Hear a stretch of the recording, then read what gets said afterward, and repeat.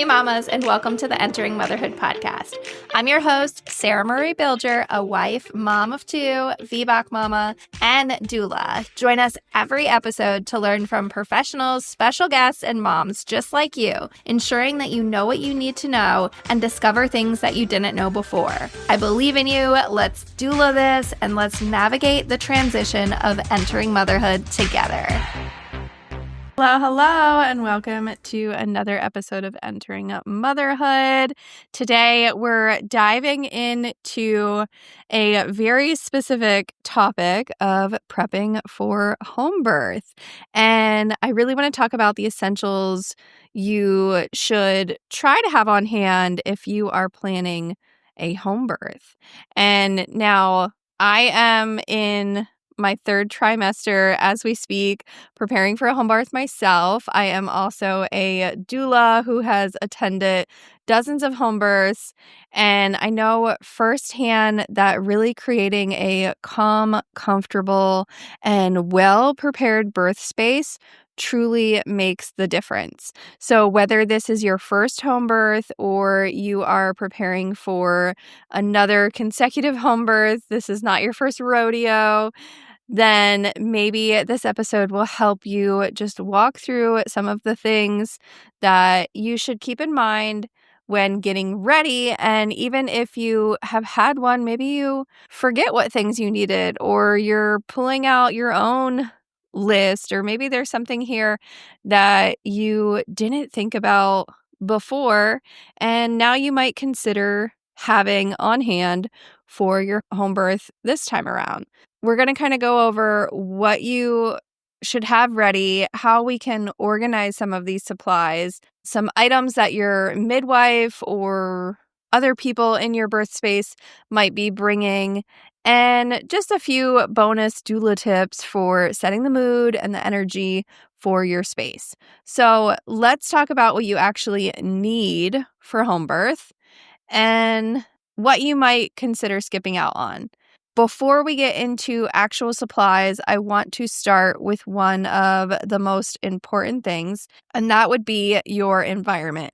When you think of giving birth at home, the main advantage is that you get to create a space that truly feels safe and cozy and familiar and warm, and you can have time to sort of prepare and set up where you want this to be and how you want it to be taking place. It doesn't have to be constantly set up by a certain amount of time. Maybe just as soon as you start going into labor, you can adjust the room, make some of these things more visible, adjust a few things here and there, but you really have free range when it comes to how you want to set up your environment compared to if you were having a hospital or even a birthing center birth. So maybe just take a few moments to figure out where this space is going to be. Do you want to be in your bedroom? Do you want to be in the living room? Do you want to be outside? What kind of smells and sounds and lighting situation do you want to have? Where are you placing your birth pool, if that is something that you want to have as part of your plan? Really just kind of going through all of these things. I've seen people have a station set up in their living room and then in their bedroom and maybe even in the nursery, and they're kind of bouncing back and forth between all of these spaces. Definitely making sure the bathroom is open and available and warm and cozy and has some things in it is definitely helpful, because you will most likely be spending some time in there. And then also just consider, where do you want this space to be in comparison to where you will be set postpartum? So for example, if you have 2 floors, maybe just staying upstairs so that after you have baby, you don't have to be walking a flight of stairs afterwards or having to deal with relocating a large distance. So maybe you do want to be outside, but just consider, what is that journey going to look like after baby comes to get to where you plan on being nice and warm and cozy postpartum. And this is really important because our birth environment can have a direct effect on our hormones, especially when it comes to oxytocin, which is the driving force for labor and helping things move forward and progress. So even before you set up any sort of physical items or your birth kit arrives or whatever it might be, really just think about what that environment is going to feel like. Consider lighting. I've seen mood lighting, string lights, candles, salt lamps, you name it. There's all different types of lighting that can be involved. As far as sounds, maybe you have some sort of Bluetooth speaker to have your birth playlist or some nature sounds, or maybe you know that you just want it to be really, really quiet. Even having a white noise sound machine can help drain out external sounds from the space that you want to be in. Consider different smells. Maybe you want to diffuse different essential oils. And also make sure that you have some comfy, cozy blankets and pillows or things that you can really just cozy up with. The goal here is to truly make your birth space feel sacred and make it feel personal and like it's your own little sanctuary. So, really just go through all of these things, go through all of your senses, close your eyes, envision what you want your birth space to look like, maybe even bringing some plants into the space, having different things around you that spark joy, that make you happy, and you're really kind of ticking all those boxes. So, the next thing that I want to get into is what your midwife is usually going to bring or provide.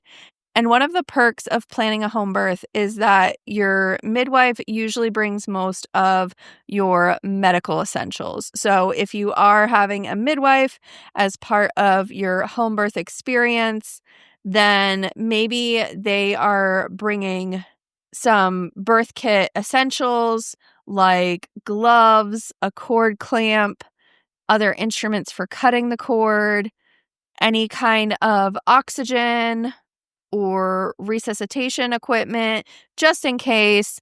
They are also usually providing medications specifically for postpartum. Maybe that's even just initial newborn care, postpartum bleeding, things like that. They are able to have that medication. They are also most likely bringing some sort of Doppler or fetoscope to check baby's heart tones, maybe even something to check your heart rate during the birth.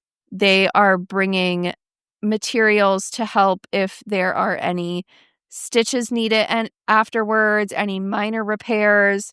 And sometimes they're also able to do IV fluids depending on their scope of practice or what that looks like and what they have. So they are bringing more of the medical essentials that you are going to be needing.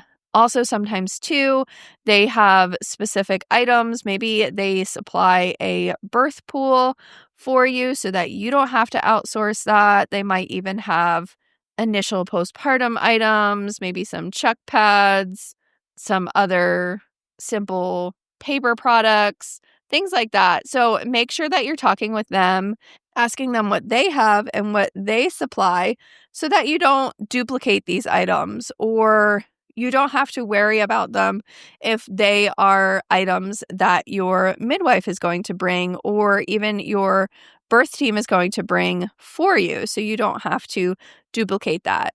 Your role is more of the creating the comfort, the support, the flow of your space, really setting it up in that way and having other more homey essential items. Most of the time, you don't have to worry about any medical supplies. So let's dig a little bit more into the total list of supplies and that essential checklist that maybe we can break down into some categories. So for the space specifically, other than setting up the environment, we might want to consider having some plastic sheets. Even I've seen a shower curtain used to protect your mattress. So what you can do is kind of make your bed with maybe a mattress protector and a sheet, and then you can line a shower curtain on top of that, and then layer another set of mattress protector and sheet, so that if there is, for whatever reason, something that you do not want to have on your sheets or you just want to change them, we can remove those sheets. We can remove that top layer, and then underneath, your bed is already made so that you can get all nice and cozy and warm into your bed immediately, and you don't have to worry about having to make the bed or figure out where the extra sheets are or anything like that. We can even make sure that we are having some old sheets or towels that we don't mind if they get stained or ruined or anything like that available, so that we can be laying those down and underneath while we are in labor and birthing our baby. Some other items you might want to consider are absorbent pads or chuck pads. Like I said, your midwife might provide these, but if not, they're really good to have on hand. The birth pool, or even just your tub if you are planning on having a water birth. And then with that, make sure that we are having a hose and an adapter for the hose for whatever source we are getting the water from. So whether that is the shower head or the sink, make sure that you have the correct adapter for the hose and for that source of water. And maybe even try practicing this and setting it up and seeing what that process is like, or if this is going to be your birth partner's role or your doula's role, making sure that they are aware of how that works and how that sets up, so that when the time comes, it is a very flawless process. Another few things that you might want to consider is a thermometer to check the water temperature. This can be also something that you are just utilizing for when the baby comes. It can be the cute little rubber ducky thermometer that they have that you test the temperature of their water for. You can use that in your birth pool or tub to check the water temperature while you're in labor. You could even consider having a bowl or some type of container for the placenta. And then trash bags are really great for cleanup in general and just to have on hand. Maybe a laundry basket or an extra bin for any soiled linens that you might have. And then that way it can just go in the laundry basket. Or if you want to just take that straight into your laundry room, that's perfectly good too. Making sure that your birth team is aware of where your laundry is, how things set up, if there's anything unique about your laundry, and it is just right there, easily accessible, so that it can be going and getting started while you are healing in postpartum. Some other things that you might want to consider is a birthing ball or a peanut ball.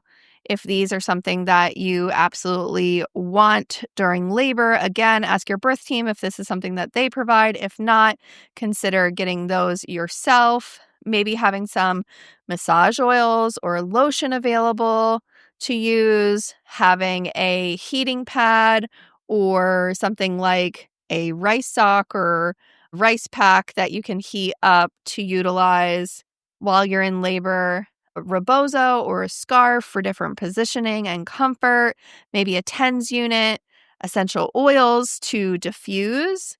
And also, I said this before, but just music in general, a speaker, maybe even consider the Bluetooth speaker to be waterproof if you're planning a water birth, in case it is near the water, around the water, whatever it might be. They make some that are relatively cheap that can also be water resistant or waterproof. Having some sort of lighting, candles, string lights, things like that. Maybe a reusable water bottle. I highly suggest having a straw with that bottle. You never know what kind of position you're going to be in or how you're going to be laying. And so having a straw available with your water bottle, and also one that is not going to spill if you tilt it, things like that, will make it so much easier so that you can be making sure that you're staying hydrated. Also consider electrolytes, coconut water, juice, some light snacks, maybe some honey sticks, granola, fruit, crackers, cheese, protein sticks, things like that to just give yourself a little bit of energy. Also, popsicles are usually actually really great to help keeping you cool and also staying hydrated during labor. And then as far as postpartum items, I definitely consider a peri bottle, having some sort of pads or even the adult diapers. Make sure you're getting enough of those. You never want to have to run out in the middle of the night or send somebody out or not have enough when you are in postpartum. Consider having some herbal sitz baths, getting those supplies, need it for that. Maybe doing the larger mesh underwear or really comfortable cotton underwear, some towels and washcloths, some sort of perineal spray, witch hazel pads, heating pads, all the after healing essentials, maybe a new comfy, cozy, clean pair of pajamas sounds really good, or a new pair of slippers just to keep yourself nice and warm and cozy. Also consider having nipple balm or cream available, breast pads. I have always used the disposable ones because I have just found them to be easier than washing all of the little breast pads, and I think the disposable ones soak up a lot better, but that's entirely up to you. Maybe just get a few of each and see what you prefer and then get more if needed. And then also for baby, make sure you have a few receiving blankets right after they're born. It's going to be really great to just cover baby, keep them warm, having those blankets to throw over them. Maybe a few little swaddles for those initial moments if there is something specific that you want them to be in for their first little newborn outfit, have that available. If you want little socks or a hat or whatever it might be, some diapers, I would definitely suggest getting at least a few newborn and size 1 because you don't know the size of your baby or what they're going to need. So making sure that you have enough in both sizes is going to be really beneficial. And then, of course, wipes, maybe some onesies or sleepers. And then even your car seat, making sure that this is available, even if you're not going anywhere immediately, making sure that your car seat is still set up and installed can be a really great thing to be preparing for and having. If you want to have anything for your cord to have a keepsake, or if you want to do like a placenta print, or if this is something that your doula or midwife is able to provide, making sure that you have the materials for that, that can be really beneficial.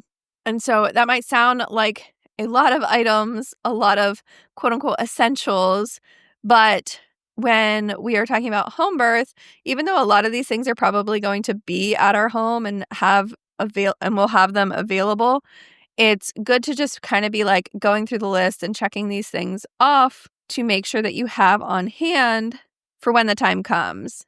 And it's also a really good idea to keep all of these things in a central location and just sort of stored and open and available for whoever might need them so that you're not kind of digging through different places in your house to find all of these things. And ideally, you would love to have these things set up and ready to go around 36, 37 weeks.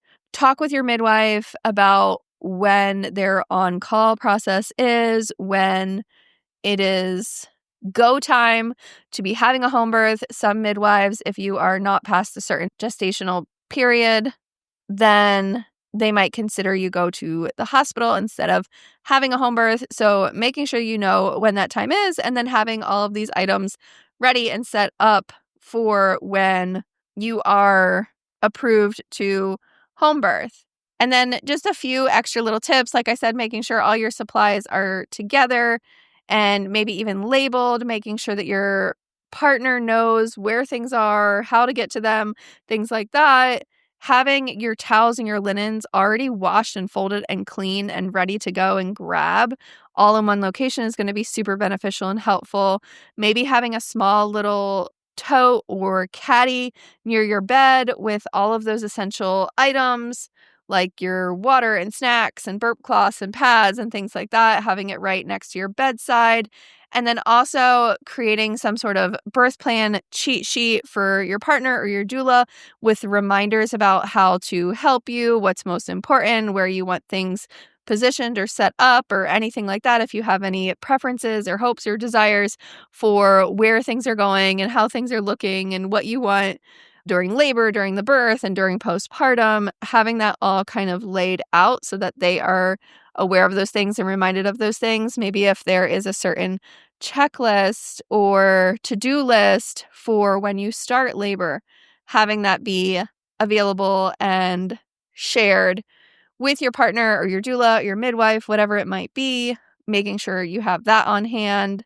And then as a doula myself, I think one of the things I love most about home births is just how intuitive and peaceful they can be when your environment is truly just set up and intentional and everything is logistically laid out to serve you. And beyond the logistics, I really encourage you to think about the energy of your space. Who do you want there? What do you want it to feel like? How do you want it to be when you walk into that birth space? What reminders do you want around you? Do you want affirmations, candles, crystals, photos, different verses that inspire you and uplift you? What kind of music do you want playing? And just remember that your birth is sacred. You don't have to host anybody. You don't have to make anybody feel welcoming other than yourself. And this is you going through this transition and bringing your baby into this world. And you get to truly decide what that looks like and who's there and how things are going to go. Also, if you have other children, you might want to just plan out what that looks like, whether they'll be home or somebody is coming to care for them, or if they're joining in on the birth or what that looks like. Maybe you want to have a craft for them or some supplies set up for them, maybe little gifts for them from the baby, whatever it might be. Maybe that are some essential items on your checklist to have on hand and to think about. And so just a quick recap for your home birth essential items checklist. Consider the birth space. We're talking sheets, liners, towels, pool setup, lights, whatever it might look like, different comfort items, massage oils, diffusers, blankets, pillows, things like that, hydration and snacks, your water bottle, maybe some fruit, coconut water, electrolytes, things like that, postpartum items, pads, peri-bottle, herbal bath items, comfort clothes, and then things for baby like blankets, diapers, clothes, wipes, all of that. And just remember that your midwife will most likely be bringing all of that medical gear. Your doula will probably have some essential items themselves. So see what they are bringing and really try here to just focus on comfort, creating a calm and warm and cozy environment, and creating connection for you and baby and the people in your space. So there you have it. That is a complete home birth essential guide for you. I hope that this episode has helped you feel more prepared and confident as you get closer to meeting your baby.